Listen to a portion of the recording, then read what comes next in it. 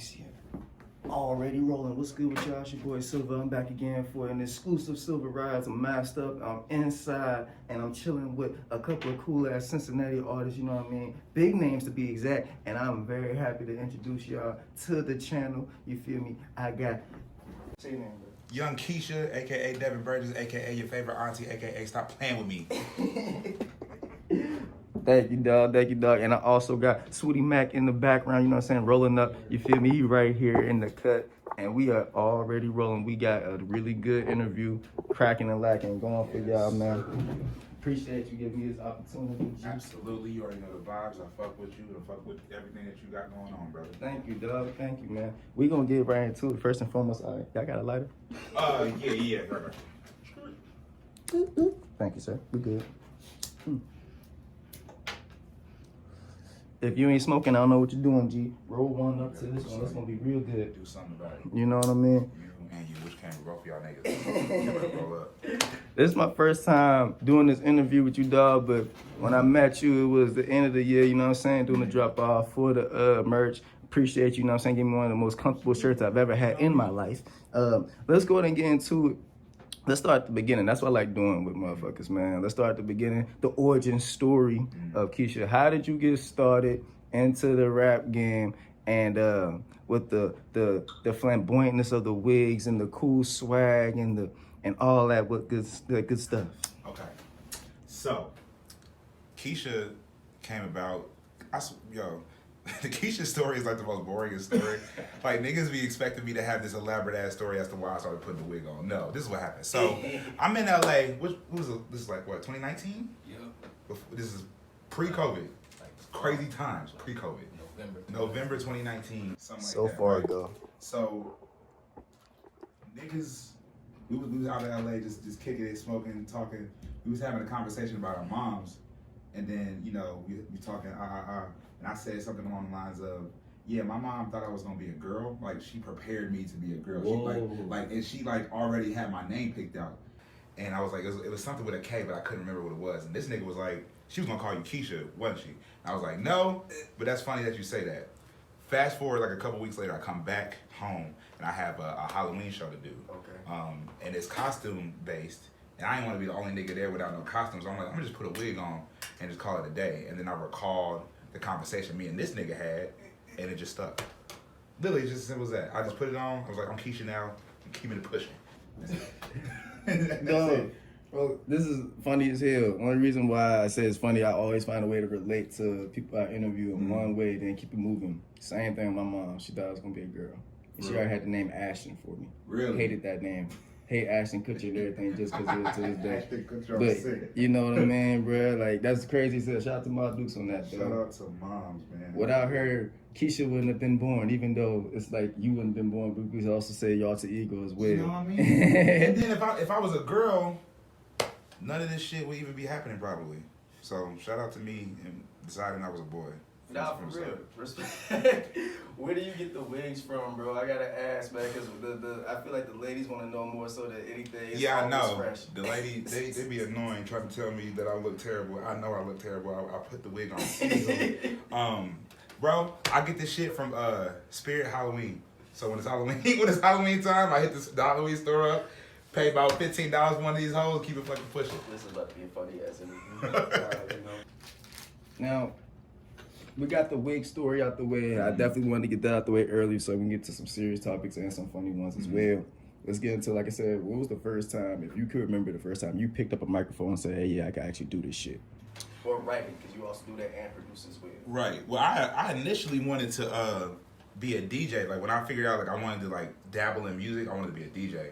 But, you know, my mom was a single parent. Before she did the best she could for me and my brother and shit, but, like, DJ equipment is expensive, so like she didn't have the means to like get me anything and everything I wanted. So I had to pivot.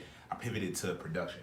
My dad bought me FL Studio like 6 or some dumb shit, and I just started making beats from there. I lived in like not a cul-de-sac, but a neighborhood in Westchester, and a lot of homies rapped, but I didn't rap. But I would just always be the nigga that beatbox and stuff. So niggas need a beat, I got you, and then I was known for doing that a lot, and then one of my homies was just like, bro, you should just rap. just to do it. Like when we was in school, I said bet. So I go to class. We supposed to be taking notes. You remember the thing where the teacher would bring out the big overhead shit and turn the lights out? Yes. Okay, so they was doing that. I don't know what the fuck they was teaching, but I was in there getting my bars off. wrote like a 16 or something, maybe like a 8-bar verse or something. Yeah. And then took it to lunch period, rapped it for my homie. He was like, bro, that shit is dope. You should keep rapping. And I've been rapping ever since. All because that one person was like, bro, keep doing it. And I've just been doing it ever since. You need that one homie, man. That's what I be. Shout out to that nigga. Yeah, sure. man. Shout out Breon, You don't bro. even know what he did. What's his name? Breon, Breon, whatever he is in the world, shout out to that man. Hell If it wasn't yeah. for him, I wouldn't be right here right now. Nah, for real though. That's major love. Yeah, for sure. Gotta have homies like that, man. When we come to looking in the Cincinnati music world, man, because I did just ask 3 this question, I'm gonna ask you this one. You see the big gap from the Cincinnati history of music from, you know, the James Brown era, Bootsy Collins, Isley Brothers era. Shout out to them. Yeah. King's Records, Rapper Street, from where we at Absolutely. to where we at now.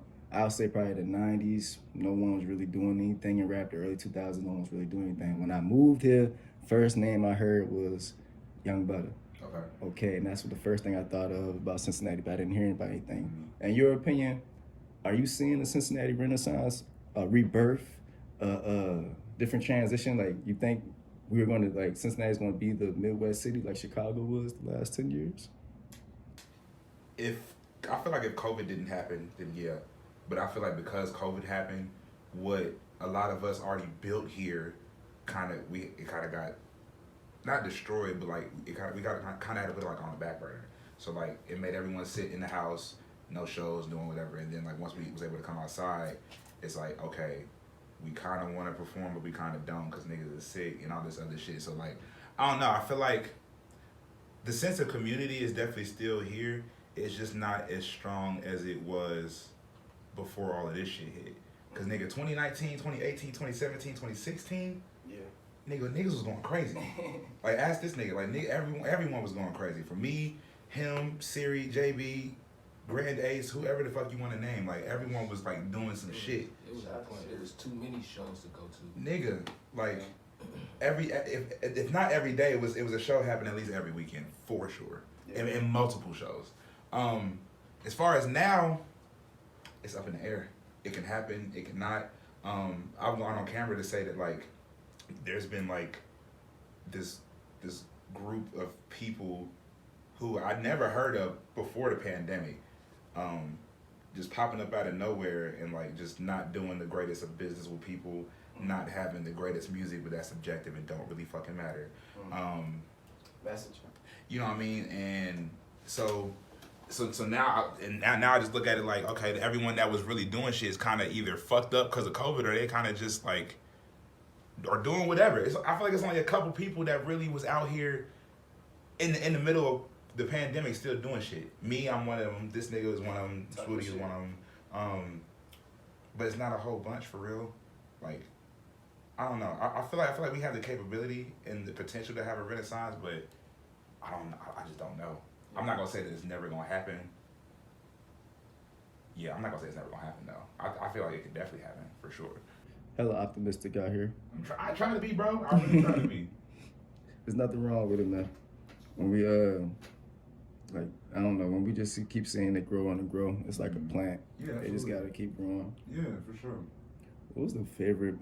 Do you have a favorite song personally of yourself, like that you could say, I'm really proud that I actually did this motherfucking song right here?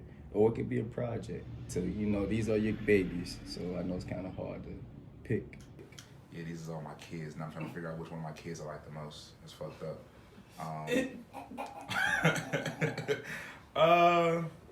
I mean, of course, off the top of my head, I'm gonna say that's unfortunate because I feel like I accomplished so much with just this project that, like, I realized after the fact. Like, I feel like, especially coming off the album that I released before this, which was Alone. Alone was a lot more melancholy, a lot more like personal, a lot more like dustier. This one I feel like is more Wait, did socially. you say dustier? Yeah. I have never heard someone describe music in a dusty term. What Yeah. does that mean? So okay, so like, have you heard Alone? Yes. Okay, so that in comparison to That's Unfortunate. Okay. Would you say it sounds different? Yes. Like the production wise and everything. Like the production on Alone is like cloudy, like hazy, heady, like dustier. You know what I'm saying? There's a lot of vinyl cracks on that bitch. You know what I mean? So when I say dusty, that's more or less what I mean. But that's unfortunate, is not as dusty. Like it has its moments, but I didn't want to like rely on like dustiness because I already did that. Yeah. So with this, I tried to like make music that was more socially listenable / palatable. Because I can see, you can make the argument that Alone is not for everybody. Okay. I feel like that's unfortunate. It's for everybody. Yeah. Like, you know what I mean? Like you can find a record on there that you'll fuck with for sure. Maybe even a few records. Alone, depending on what your music taste in hip hop is, you may or may not fuck with it. But I did that on purpose. I made Alone for me, and then that's unfortunate. It was kind of it was for me, but it was also for everybody because I just wanted to be able to like have digestible music again. Yeah. Like I didn't want to like overwhelm niggas with like the melancholy raps like twice. You know what I mean? Yeah, respect. So, but I think to answer your question, probably that's unfortunate, bro. This is like my best work to date. It's my most cohesive body of work. I really do feel like, yeah, I feel like this is the one for me, for real. Hell yeah. Give me them inspirations, man, because when I hear you, I hear a lot of old Tyler, the beginning Tyler stages, Earl when it comes to certain bars. If those are some, let me know if I'm wrong. No, you right on the ballpark with that one. I think more so people get Tyler from me because of my voice. Yeah. But I know as far as like content wise, like I know we definitely don't make like the same content. Yeah. But yeah, I mean I was a big Odd Future head. Like I mean that was all through high school. I grew up with that shit. So them for sure, both Tyler and Earl. Hove is my favorite rapper, period. And then like as far as like production goes, Knowledge, Dilla, Flylo, Madlib. Okay. That's just off the top of my head. But I feel like I put a lot of those elements into my music, and then you just get me. But those are like my top influences for sure. Hell yeah. When you look back at what you've been doing so far, you got like the funniest moment where you was cracking up at yourself in the studio, or maybe like on stage. Have you had like the most like? I'm just gonna call it out. I don't feel like you're a type of person that could get embarrassed easily, which is a thing people need in this type of world. Mm-hmm. So, I don't necessarily believe in being embarrassed. Like I'm human. I'm gonna fuck up. Right. Like it's okay. I don't really believe in I can't even tell you like the last time I was like embarrassed. I'll experience like secondhand embarrassment before I get embarrassed about something I did. No, you know what I'm saying? Like I'm flawed. It's in my design to be flawed. So it's like I don't really think that embarrassment matters to me because I'm going to fuck up and I know that, and that's fine. And I know that I'm not perfect, and I'm not looking to be perfect, and I'm not looking to be or act a certain way in front of a certain group of people. So if I fuck up in front of a certain group of people, guess what? I just fucked up, but I just keep pushing. Nah, for real though. Human beings out here, people. You know what I mean? I feel like people be forgetting that they're human. Shit, dog. Which I'm not taking anything away from anyone. Like if you feel embarrassment, that's cool. It's just me. I just don't believe in being embarrassed. Nah, I feel you, dog. Yeah. Or I gotta do something real fucked up, and someone gotta really catch me slipping in order for me to feel that way. But the odds of that happening is very slim. Nah, for real, we need that shit. Niggas can't be out here tripping out. Yeah, right. With cameras and internet and social media and everyone recording everything, nah, nigga, you gotta make sure you watching how you move for real. But talk about that. Let's go into it. I'm going off the script with it, man. Cause dog, I'm right there with you. I love doing what I do, but at the same time, I feel you. Even though I don't even do shit other than be a father and go to work, my nigga. And, you know, like. Why the fuck do you think, and I just gonna keep it real, why the fuck do you think people are so ready to pull a camera out, or so ready to become famous, or so ready to just do things now where it's like it wasn't, you know what I'm saying, not frowned upon or anything like that, but it just wasn't the him. I feel like it's evolution of time. Absolutely. But everyone else has like a different opinion towards that. I feel like people just wanna feel special. People want to like be somebody or something, and sometimes they may not even know what exactly that is. They just know they want something more than just what they have now. So if I can capture a viral moment, bet.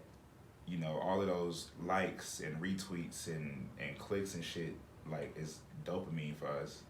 And we like that shit regardless if we like to admit it or not. You know what I'm saying? So, but after that, you know what I'm saying, what do niggas get from that shit? Like, if you're looking for a viral moment, depending on what that is, you may or may not be getting paid from it. You may or may not be able to monetize that. So it's like, I don't really understand what niggas want after the viral moment, because like after you get that, the internet moves on fast. Sure. We dwell on something, and then something else comes and distracts us, bet we off that shit. And then so now you kind of like are chasing the viral moment. This shit is a drug, bro. I'm literally describing addiction right now. You know what I'm saying? I feel like that also has something to do with it. You know what I'm saying? We got our phones and all this information in our back pocket at any given time. And I feel like that's too much sometimes. And it fucks with people mentally, and people don't know what they want within themselves. They always just like comparing their lives to other people's lives and mad at what they don't got and all this other shit. And it's weird. And it is a sign of the times. It's the times that we in. Ain't nothing we can really fucking do about it other than put the phone down. But a lot of niggas can't even do that. As soon as you put the phone down, in 5 minutes you'll be asking, "Where's my fucking phone?" Yeah. You know what I mean? I'm guilty of that shit. Yeah, I am too. Hey man, one reason I'm going deep into it because I really feel like you had before I even, like I said, met you, I was like, I think he has a different type of perspective on life. So like, I was gonna start asking you off the wall questions, even though we're gonna get back into the music, man. Just gotta get your perspective on things, man. And I appreciate you answering these questions and the way you're doing it, G. That was a good question too. I be talking with this nigga about how like, nigga, I want to conduct my own interviews. Like I want to choose who I want to talk to me because niggas don't be asking shit. Like for real. So I appreciate you. That's why I called on you, bro. Thank you. Word, though. Man, I want to get SWOOTY involved with this too. SWOOTY Mac, GK fam, Sunday morning, we living. Yeah, and I'm gonna be honest with you, that art cover of mine, that shit could be painted up in somebody's hallway, somebody bedroom, bro. I love the way you know what I'm saying, you choose your art covers. I'm a big nerd on that shit. People who know about me know that's one thing that actually attracts me to your music before anything else. So if I fuck with your art cover, then I'm gonna start listening to you, and I feel like your shit definitely does that, dog. Yeah, I painted it myself. Word. Yeah. I did not know that. Yeah. So go ahead. Picasso. Yeah, I was just about to say, you know what I'm saying? How long have you been painting? And it was 2020 when the pandemic, like middle of the pandemic, I was working at Myers, walked down the art supply aisle, I'm about to buy some paint, bought some paint. And the one that I used for the original, the Sunday morning, not the deluxe version, but the regular Sunday morning, that was literally the second painting I did. Word. Yeah. Damn, dog. That's what's up. I did that shit on accident. I just feel colors and smear that shit together, and that's it. That's what's up. I didn't really know what I was doing for real, but that's what the album feels like, those colors to me. So like because I'm guessing, because the one thing I do, I can see colors in a different way, like in a vivid way. My mom told me I was colorblind at an early age. I don't know if shit's true or not. But like, so when you saying like, if your album's playing, you could probably see those colors or express those, like that orange and that yellow popping out very brightly. Like I tell niggas, like even when I go and just paint other shit, I turn on whatever I feel like listening to, and then certain parts of songs make me hear a certain color, and it's like, all right, that's the next color I'm gonna use. And then when I mix it all together, and it's really like abstract type shit for real. But I just mix the colors together, and then it just come out how it come out. Some people like them. So I sold up like the original Sunday morning. I sold that for like $350. That's what's up, dog. Hell yeah. Nah, that's dope. Yeah. Nah, for real. And reason why I'm over here still on that, because like Jimi Hendrix is one of my favorite artists of all time, if not top 5. And I remember when they said he started doing LSD real hard and he had put the shit in his headband, he would see the colors like while he's playing the notes on stage. Oh, damn, 'cause of sweat. His sweat was going through that shit. So like, I ain't saying you on LSD, nothing like that, but you got a different way, you know what I mean? You got a different way of expressing your music with colors, bro. And that's so crazy how that shit can entwine like that. But that's what's up, Mac. There's actually a word for that, for niggas that don't know, that is called synesthesia. And not and not everyone can experience that because I can see music in colors, scenarios, smells. I can tell you music can take me to a direct place. Word. And that's called synesthesia. It's the ability to be able to see and feel music like in color. That's hard. Yeah. Y'all teaching niggas some shit. The over more here. you know, goddamn it, the rainbow shit. Hell yeah. I ain't know the word for it, but Hell yeah. So my nigga is pre-diagnosed with synesthesia. that's crazy. You feel me? But it ain't nothing wrong with that. Shout out to SWOOTY Mac, man. Shout out to DB. We in this bitch smoking, already rolling. Allegedly. But man, god damn. It's CBD. Yes. My weed bonus. One more question to SWOOTY Mac, bro. When you did Sunday morning, and no, honestly, because I gotta ask you since you were here now, I was just like I said, I was just bumping your song and before I pulled up, but don't think that was the only time I was bumping it. I was bumping that shit last week with my little man. We over here doing our little version of the electric slide and shit with his bow-legged ass. So like, that video was hard, by the way. Shout out to you and everybody who hooked that motherfucker up, put that together, bro. I feel like that's gonna be a timeless classic. You feel me? Hella cameos, you know what I mean? That's one thing I feel like you definitely brought back into music video world, and it's something that was missing.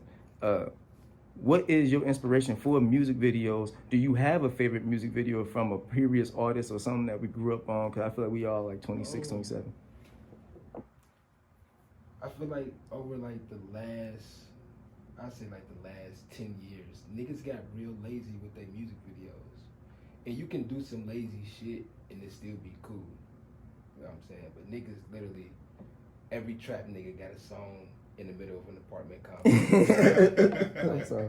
like literally every one of them niggas got one of those songs where they out in the complex pointing guns at the camera. And it's like, it's already bad enough y'all production is like super similar, and that's just my opinion on whatever it is. But niggas just be lazy. It's like, even if you do like, I just want, like, for me when I do my videos, I just want my shit to make sense. I don't think I have a video that doesn't match the song. Some niggas will be rapping about foreign cars, but like I said, they in the apartment complex in the Toyota. Like, this shit don't match up. It's like, nigga, you can go rent a car. Niggas it's apps for that shit. Like, you can go rent some shit if you got your shit together. You got all this money, just go do it. And it's like, I don't know. I just be wanting my shit to make sense more than anything. Like, my favorite videos was like the old Hype Williams videos. Hell yeah. Anything that like Busta Rhymes and Missy Elliott put out. Like, if I was like an animated nigga, like I would do that shit. I would just spend the money and just run that shit. You can probably put Ludacris in that category. I was just about to say Ludacris. Yeah, the Ludacris videos is crazy as well. And This nigga was hanging upside down in the Thought Balls. Yes, he was. He was someone's chain. this nigga had giant arms. Yes. Like SpongeBob with the inflatable arms. Remember that big ass Air Force One that nigga had in the stand up video? Yes. This nigga was doing this shit and a nigga fell through the roof. Yes, he did. But like, I don't know. I just be wanting to do shit that makes sense. Like, even when I did the function party, like, I feel like that song sounds like a house party. And granted, I didn't get to do every single detail of the shit that I talked about doing, but it sounds like a house party where it's just a bunch of people that love being around each other, smoking, drinking, dancing in the living room, and niggas go home. That's literally what happened. Yeah. And that was, I'll show it to you later, but like, that was the perfect video for that song, and I feel like I execute that either all the way or very close to how I plan on doing it every trip. Hell yeah. You definitely did, dog. Appreciate it. Respect. Shout out to Dre. Shout out to Dre. Is that the Dre camera? shot this? Yes. Yes. So the legendary. He shot like 90. He shot all but like 2 of my videos. Word. Daniel did Mercy. And we did Really Not Ourselves. Yeah. And that was it. Dre did everything else that I put out, except for the like feature shit that I got out. Word. Yeah. And how long have you been rapping? Just so the camera can know, and for the people, I already know, ill people know, but I got a little people, you know what I'm saying, that need to know. I'll be 28 this month. I've been rapping, I've been recording music since I was 15. Word. So yeah, so like sometime this summer, it'll be like my 13th birthday.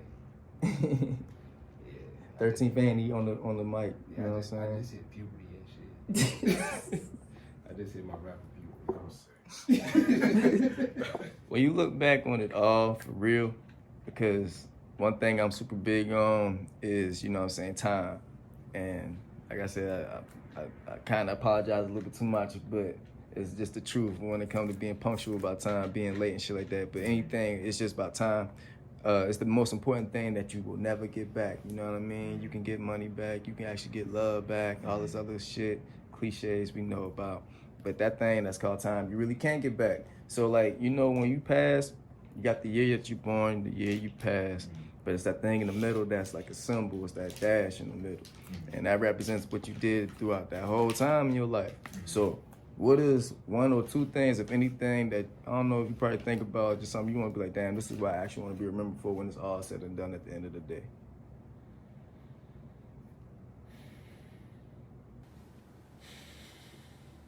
That's a good question. And I get questions like this a decent amount, and I be trying to tell myself that I should be thinking about these things more often.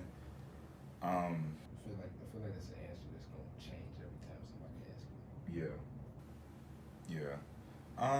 What I want to be remembered for? I mean, of course, I want to be remembered for like my contributions to art in general, whether it be big or small.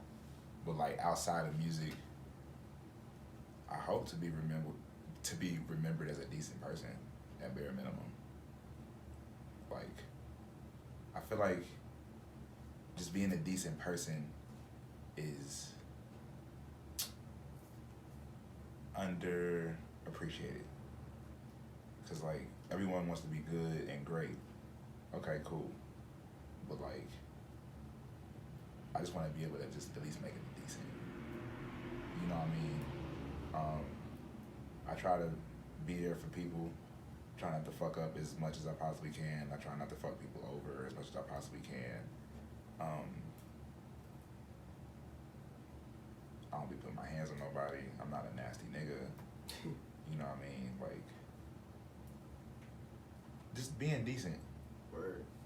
Like, I want niggas to be able to go to my funeral and be like, I don't think I can find one bad thing to say about this nigga for real. If I can help it.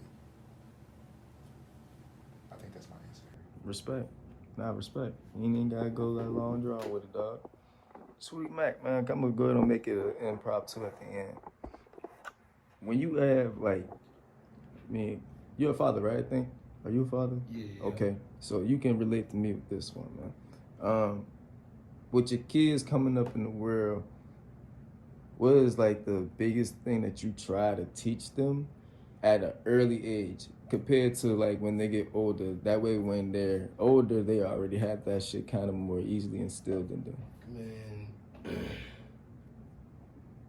I think like the biggest thing, and not to say that I had like bad parents or anything, my parents were like pretty cool. My mom's a pretty cool lady. My dad's pretty cool guy. We don't have a bad relationship or anything. Yeah.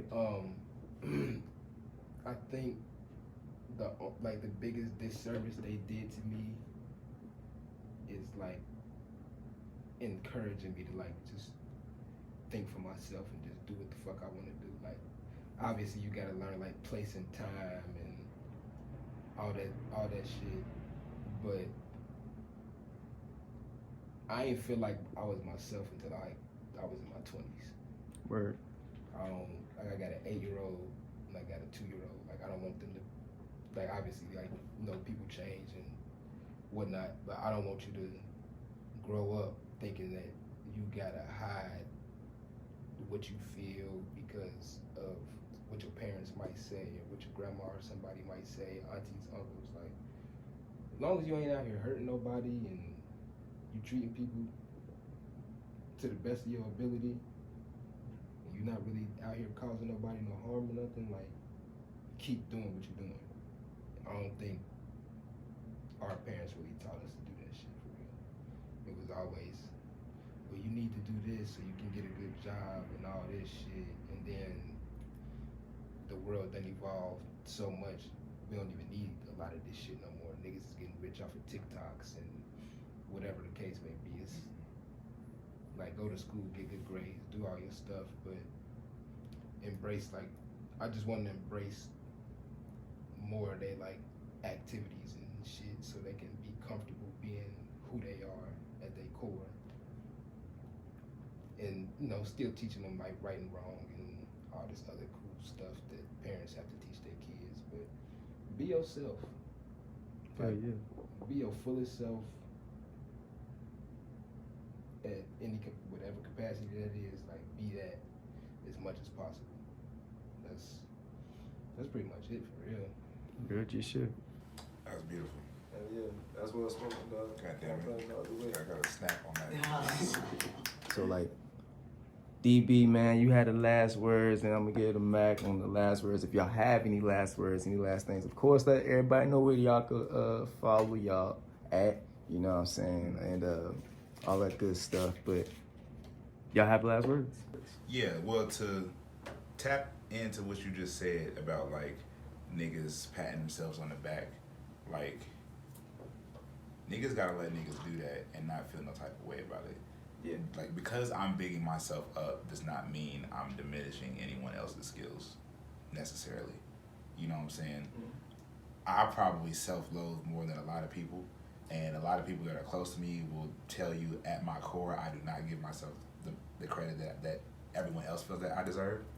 So I get both sides of the coin. But if I'm talking as if I'm bigging myself up, it's because I really feel this way now, and I've earned the right to do so. And anyone else that has a problem with me doing that, or with anyone doing that, they're just being insecure and just projecting that shit onto you. So pop your shit, because ain't no one gonna fucking do it for you. With that being said, niggas can follow me on Twitter, D_Burgess Music, BURGESS Music. Instagram, Devin Burgess Music. Look up Devin Burgess where any music is streamed. Devin Burgess on YouTube. That's unfortunate out on all platforms. Sunday morning out on all platforms. It's still Keisha season, all season. I got some shit coming. Yeah. I got some shit coming. Respect, dog. Shout out Silver. Thank you, man. Yes, sir. What's up, Mac? Any last words for the camera? Shout out Silver. Shout out GK fam. We doing beautiful things. It's more music from everybody coming out. More music from me coming out this month. We just working, man. Staying blessed. Taking care of our shit, man. Showing love where the love can be shown. Now I ain't that pressed to touch. I wanna gain your trust. I wanna earn your love.